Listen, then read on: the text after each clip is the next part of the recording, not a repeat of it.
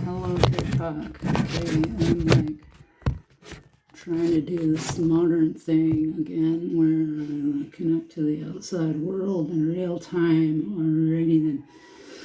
Do you have anything really in particular to say today?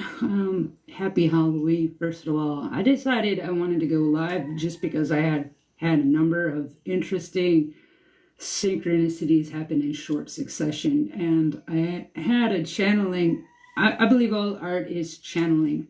Art is channeling. You're connecting to non-locality consciousness. You're getting up in that infinity and seeing things more clearly because you're not attaching to a specificity. Thusly, you've got more data patterns to see. Indubitably. Okay, anyway. So, Halloween is traditionally like when the veil is thin. And the veil, I think, is our boundary between, being the point and being the wave, non-locality. So, but, I think I've been thinking about this a lot lately. The idea of infinity and moving within infinity and what that looks like and how that expresses. And it seems to me, it's going to follow the natural flows we're already observing, such as like frequency, spectrum, octave, sound. It's all kind of about perspective and navigating through multiple perspectives. And, we kind of navigate through these perspectives and then the polarity within them. And how do you navigate these without attaching to the gravity of different things? And these are the lessons that I'm trying to work through right now, because life feels incredibly chaotic. But one thing that has been a kind of constant reminder in my life, mosquitoes always are after me, is what do we define chaos as? Is something we don't understand. Generally speaking, there's a sense of arrogance and thinking we know everything. Like we don't, because it depends. It's consciousness. It's a state of being. So like I think when you're in that state of being, you're not really attached to anything. It's more just a sense of being in this flow. And so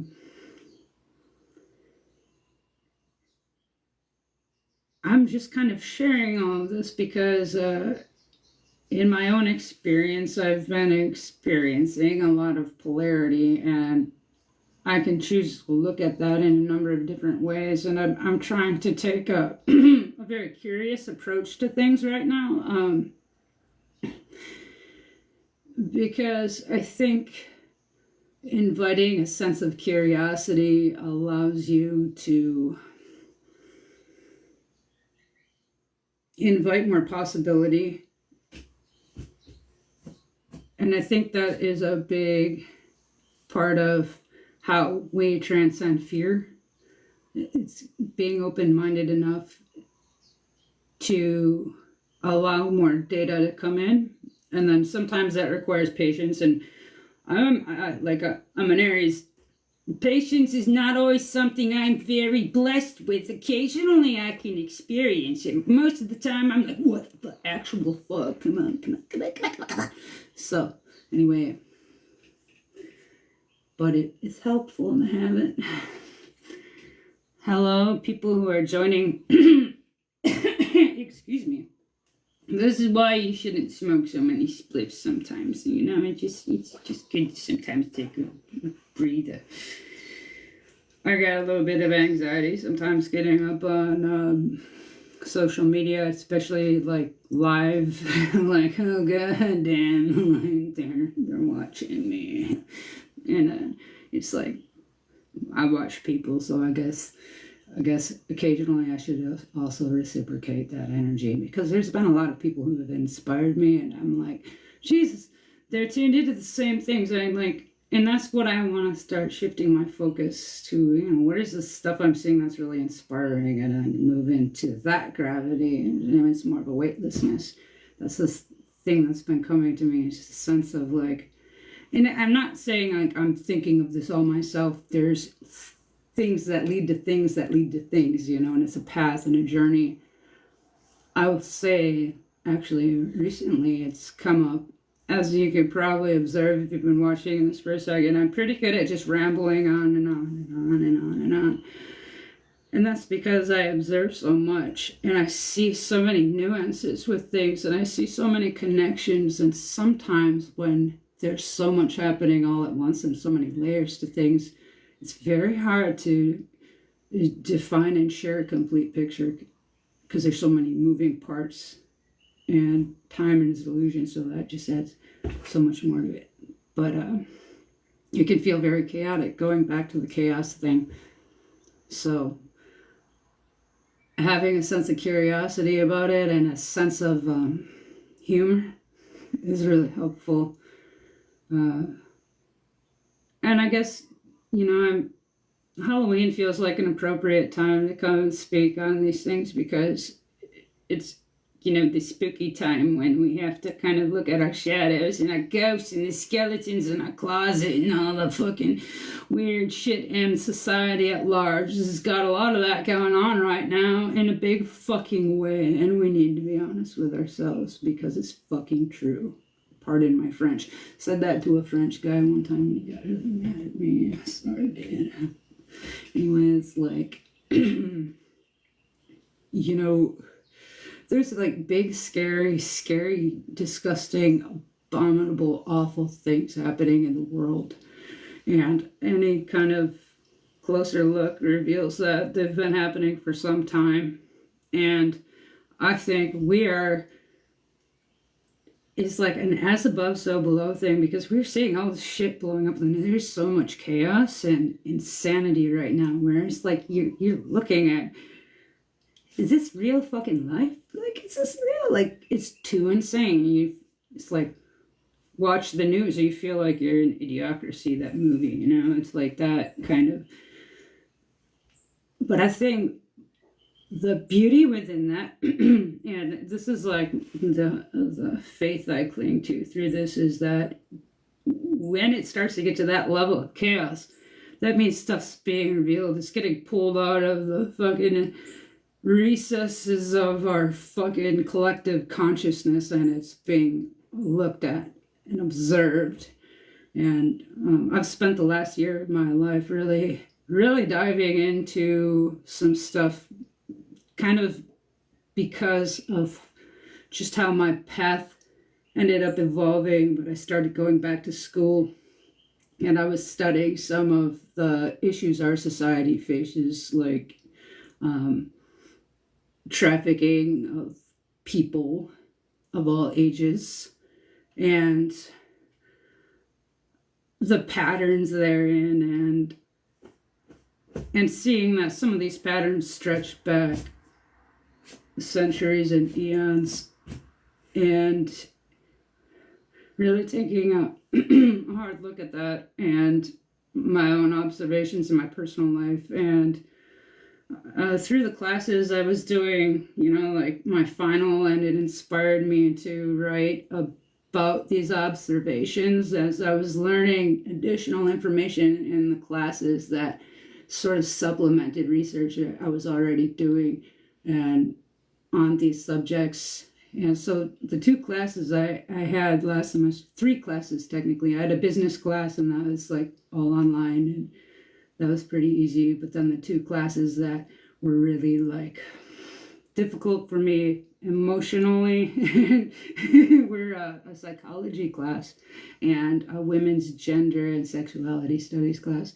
The WGSS class was basically a sociology and history class. And what it really was doing is looking at the patriarchy and colonization and that influence over the last 500 years.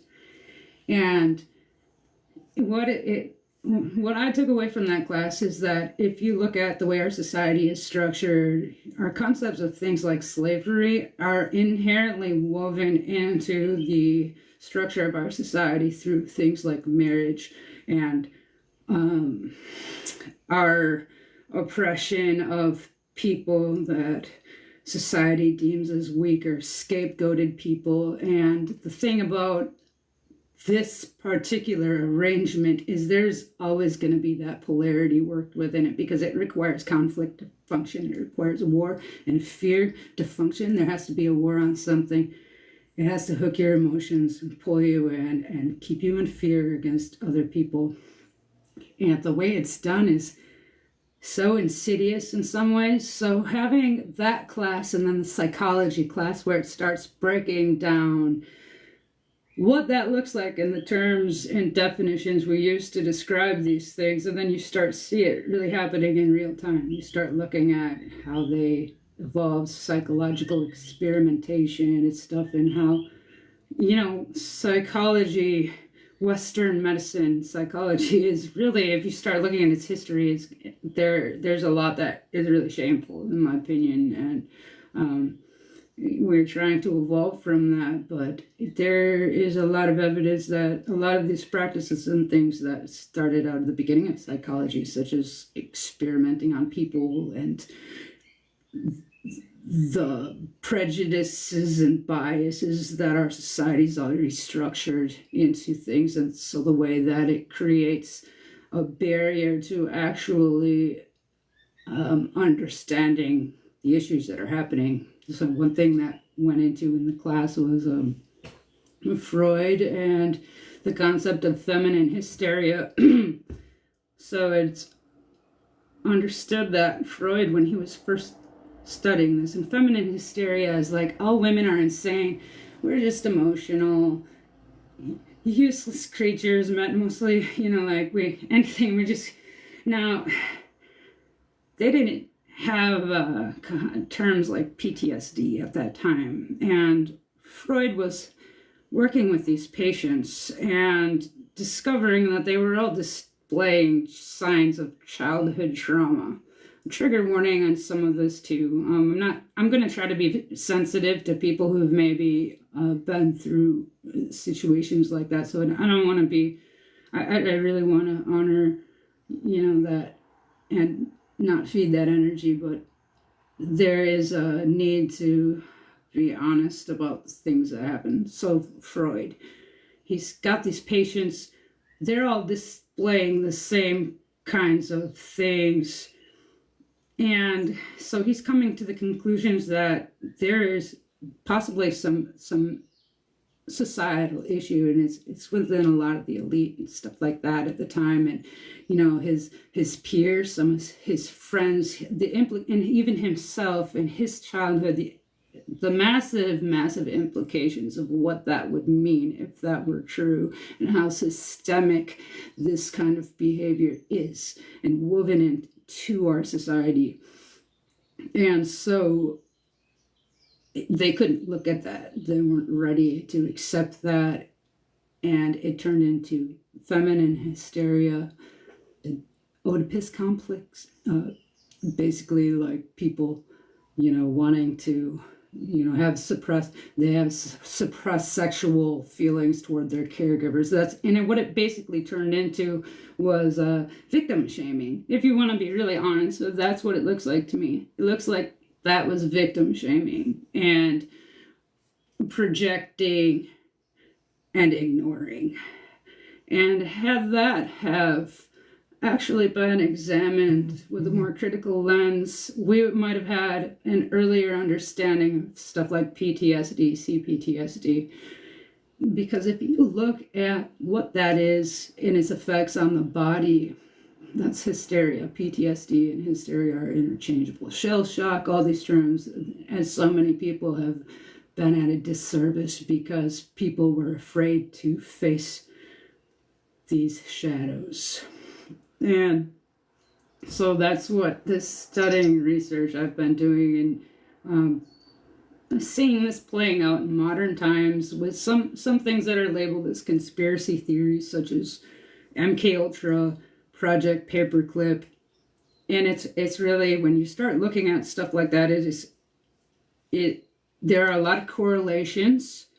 There are a lot of things where you're like, okay, and there's a lot of stuff that's declassified and it's out there and it's facts. So it's now when we come into this age of technology, AI, the sense of like trying to navigate a reality that is very much theatricized and manipulated in many ways. And even our consciousness is manipulated in terms of what we consume and how we're taught to do that. Like we have this short like scroll consciousness right now, but not all of us. I mean, I don't even want to say it like that because I'm gonna just call myself out there because it's like I recently had an experience with a friend of mine where I was like doing what I'm doing right now. He's like, you need to just start a podcast because like normal people don't have attention spans, and I'm like, that's true. So I was thinking about it.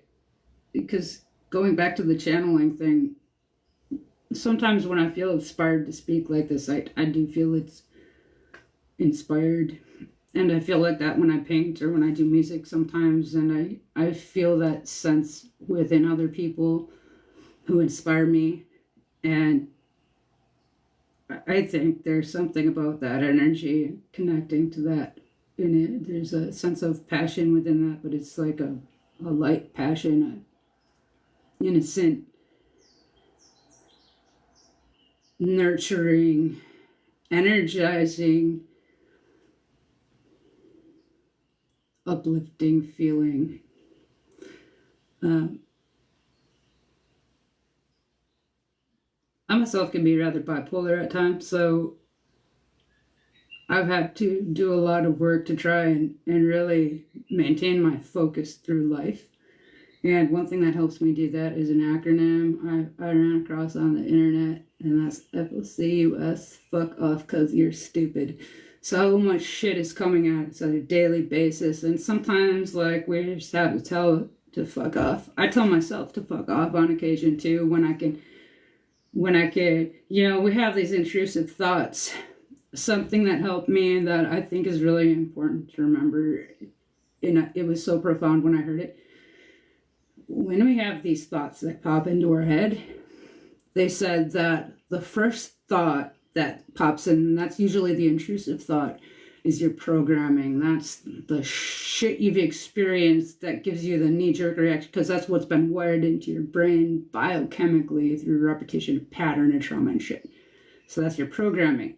The second thought that's observing that thought, and then no, that's you. That's where really kind of too, you're just listening to what you got going on inside. I've been doing that more and more, finding it very interesting. I think it's been a long time since I've gone live. I used to do stuff like this. I used to have an account, mostly TikTok I would go, but it was Rebecca Raw Arts, and I haven't gone live in a long time, but I think I might start doing this a little bit more often. And there are a lot of things that have come to me that I feel like are really important and worth sharing, and I found a lot of value in them. And maybe the timing and stuff, I got 40 this year, so maybe that means I could be like, you may have to grow, but you don't have to grow up. God damn it. Anyway, but maybe I'll share more stuff. I'm in a very much transitional point in my life right now because of so many strange things that have occurred over the last year, and I don't want to get into depressing shit. I don't want to get into Debbie Downer mode.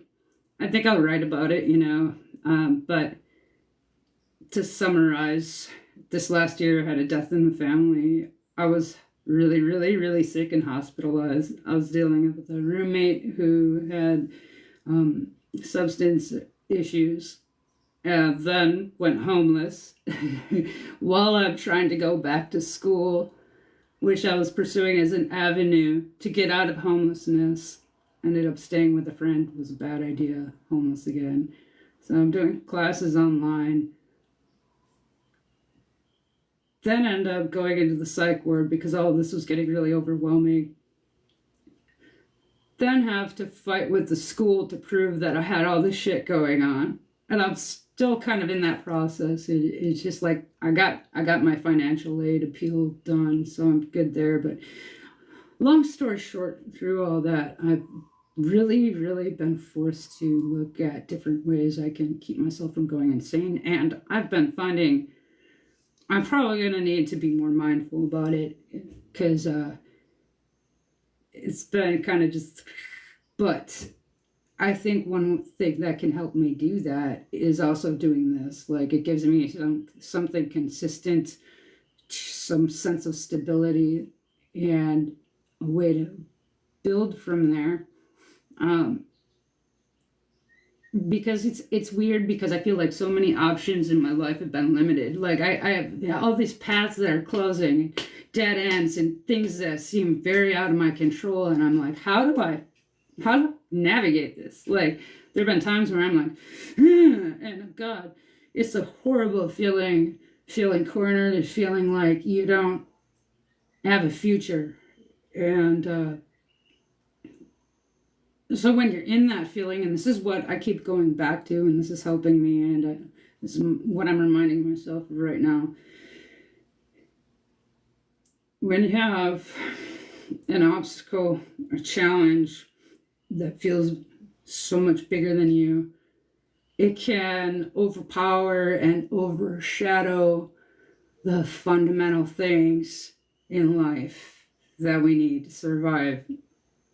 There was a scene from a movie that made this kind of apparent to me, and that was from Jack Sparrow, Pirates of the Caribbean, when him and, was that guy's name Will or whatever, they were in the boat and they were fighting, but they were trying to get away from this other dude. So he's like, it all comes down to what a man can do and a man can't do. So he's like, I could push you off the fucking boat, but I can't get the boat out of the port by myself. So we're gonna have to work together.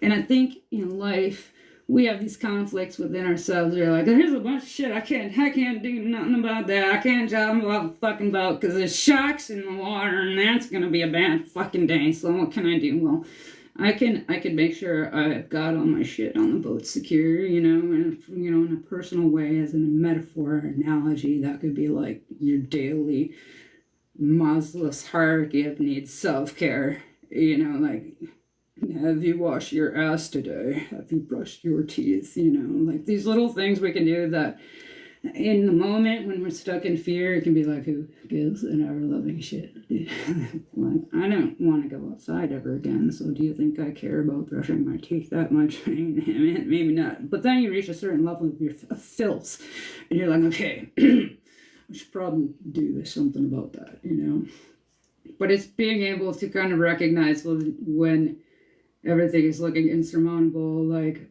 okay, you got to go back to the fundamentals, the basic shit, because that's your foundation, and that's where you build from. And this is what I'm telling myself. Like, this is like the talk I need to give to myself right now, because life feels chaotic, and fuck yeah, it's Halloween. Like, perfect timing. I love the universe. It's synchronous like that. But, sitting here, reflecting, I'm sitting in front of this camera. I've been rambling now for I'm not sure how long, and I feel like there's just so much that wants to come through. And what I found in my personal experience is that I feel this in a big way, and I need to release it in a good way. And it's a lot of good shit too. That's one thing, is a lot of good shit. And I feel like in so doing that will help me to anchor that within myself. Because I've been able to see the spectrum within this of when I'm honoring that and I'm working with it and when I'm not. And there's a definite, for real difference that needs to be fucking honored. So, like,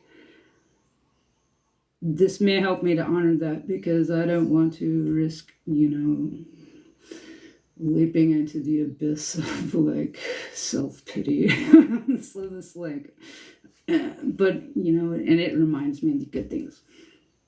So with all that, happy Halloween. And I think I'm gonna end this off and do some stuff with my day, but I think I'm just gonna read this.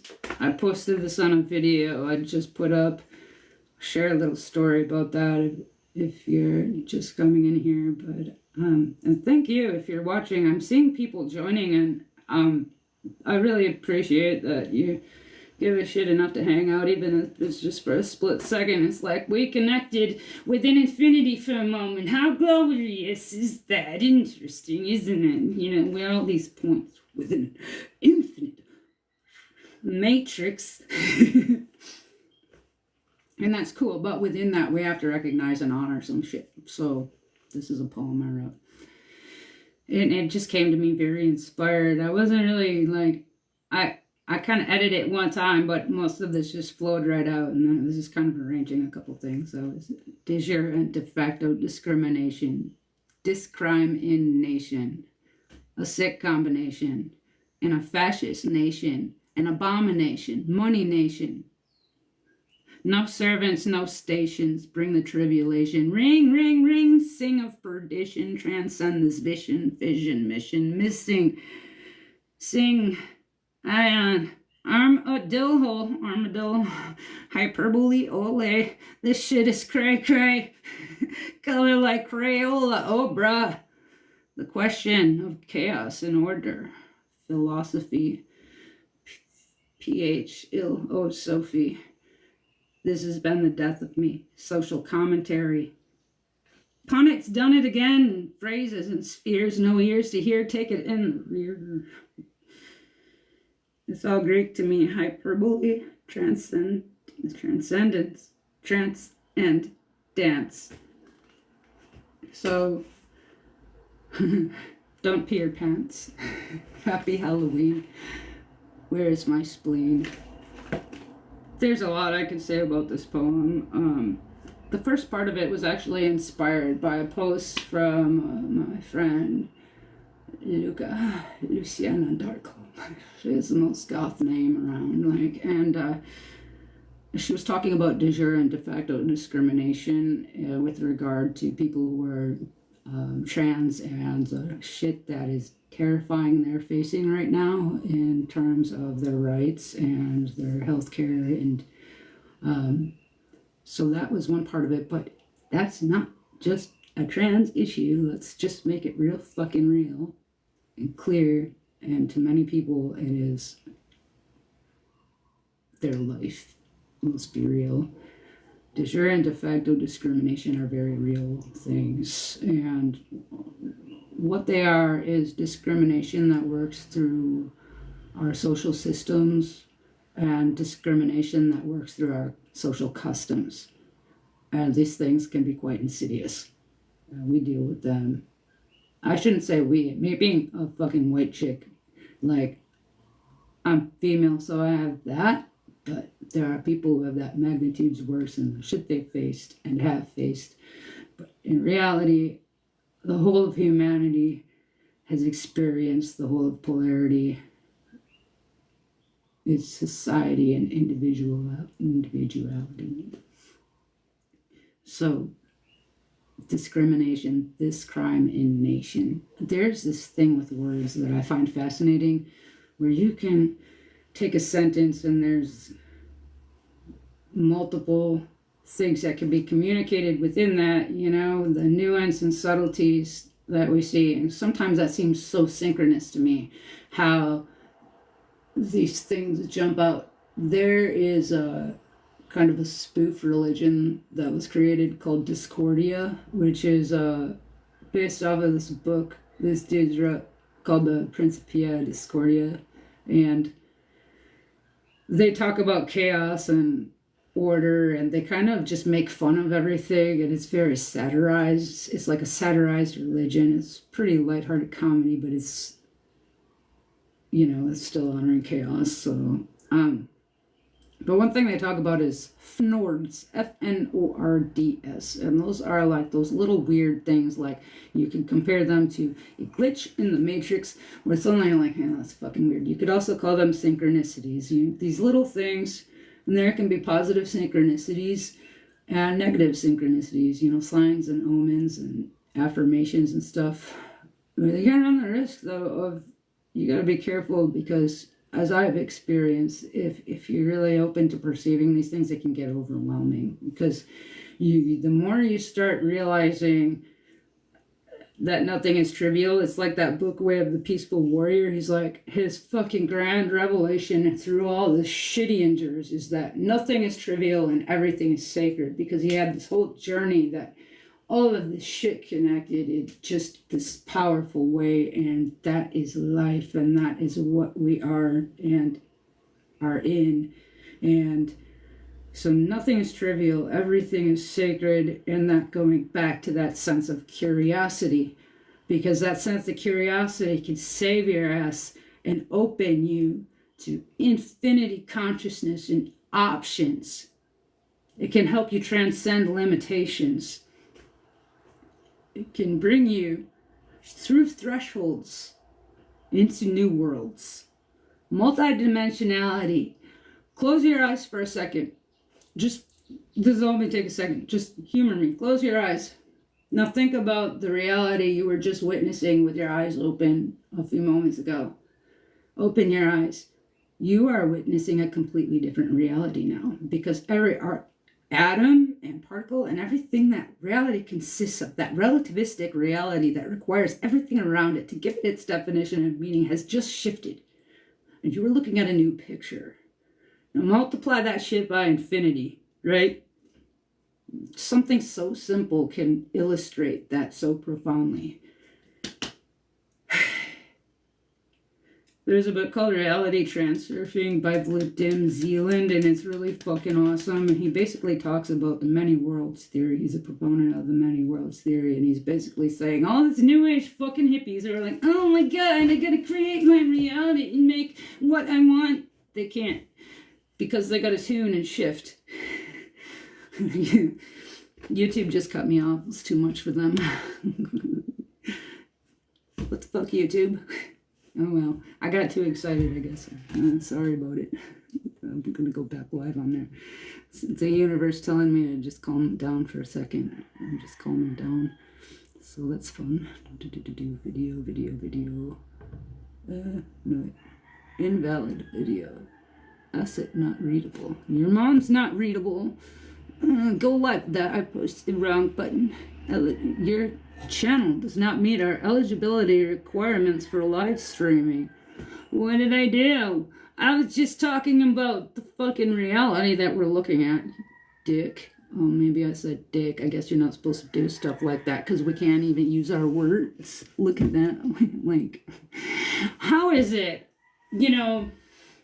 I can't use words and speak about obvious truths about shit going on in the world, but there are motherfuckers who can do the most unspeakable things and continue doing them behind closed doors, and even sometimes quite blatantly out in the open, and they never seek or come to any kind of fucking justice. How is that fucking, how the fuck?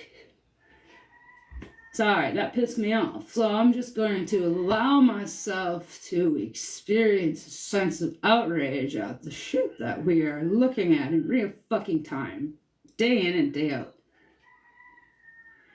Here's the thing, you could call me a Karen for being a woman, having emotions, but Karens are created, my friend. like, I want to tell you something. I met a lady who was a literal Karen in that she got videotaped and put up on the YouTube and called Karen, and it went viral. And so she was like living out here in Hawaii and just fucking traumatized. And what people don't know about her is that apparently she had a whole bunch of people kind of gang stalking her, following her around, driving her fucking nuts all day leading up to that point before she finally freaked the fuck out. And they just happened to be conveniently waiting there with a camera on. How many times do we have these little like orchestrations? Yeah, it's like, and that's kind of woven into our society, like as women or people, you know, just like told to sit the fuck down and shut the fuck up.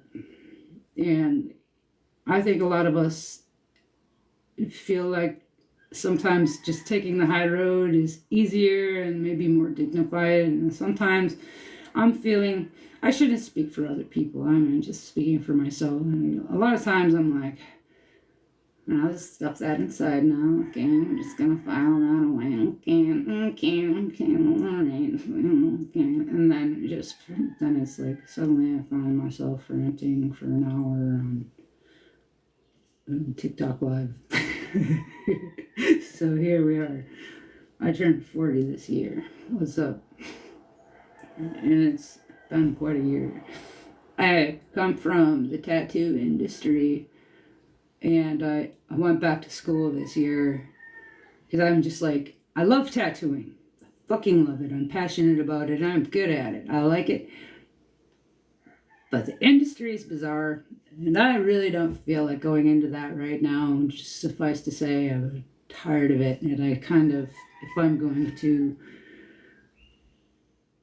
take tattooing for myself seriously, I really think I want to be very much a control freak about it, because it's variables and it's marking someone permanently, and life has been so bizarre lately that I don't really want to take too many risks. I kind of want to just tattoo people I know and clients, and kind of work on stuff I want to do that feels worth my while, and not invite too much chaos there. I want to kind of refine the tattoo side of things and shift a lot of my focus to the research and sharing side of things and outreach too.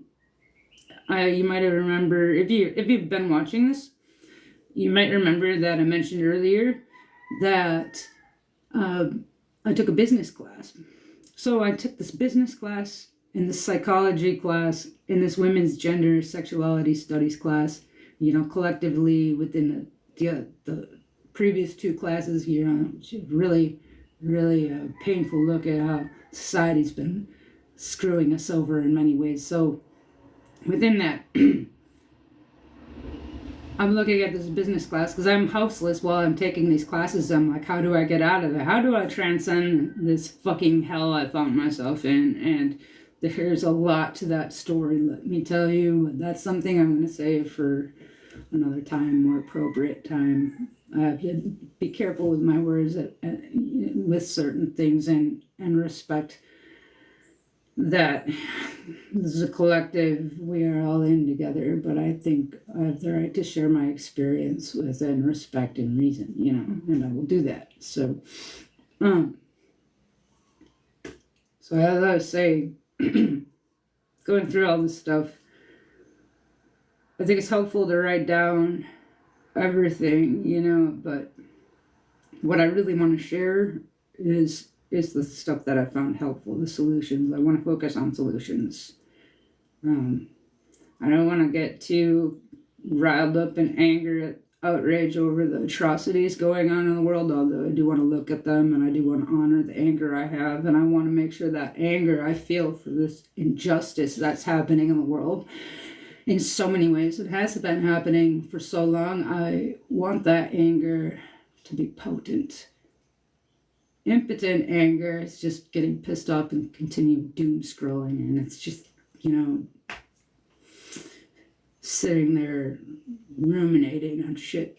Potent anger is doing something about it. And if you're a person who feels like you've been victimized for so long that your anger comes from a space of being cornered, like you have no options and everything has been taken from you in so many ways, that anger can be invigorating. You just got to be able to look at the small steps, the sparks that create the flame of fucking transmutation on this bitch. Again, going back to, for polarity's sake, wiping your ass, not wiping your ass, we all wipe it, washing your ass, spark and fire and water, I like to add a little bit of obscenity to spiritual stuff. I very much like the concept of satirizing this shit because we take everything way too seriously in life. And I've been debating on if I should share this more. Like, that is important because I speak sarcastically a lot, and I am very, very much influenced by people who are do like satirical comedy. And I feel like my life has been satire in many ways. So I've developed a bit of a fucked up sense of humor, and, and that's how I cope with things. But I think there are many like me who also have developed this as a coping strategy. And so maybe we can, conspire. I don't know. Thank you for listening. I'm gonna go make a list or something, take a shower, or maybe smoke a split. Good. Just tobacco. Just like the word. I'm trying to push the button and it's not like there.